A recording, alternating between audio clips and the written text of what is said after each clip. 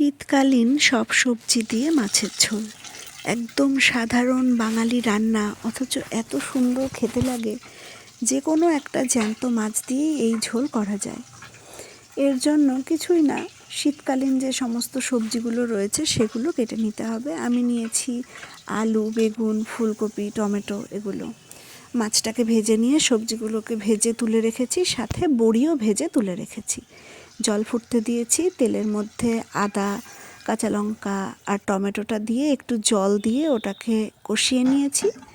দিয়ে এবার ফুটন্ত জল দিয়ে দিয়েছি, সবজিগুলো দিয়েছি, ভালোভাবে ফুটে গেলে মাছ দিয়ে দিয়েছি। চলুন ধনেপাতা নিয়ে আসি। ধনেপাতা তুলে নিয়ে এসে ধনেপাতাগুলোকে কেটে দিয়ে দিয়েছি ঝোলের মধ্যে। এই দেশি ধনেপাতার একটা অপূর্ব গন্ধ হয়।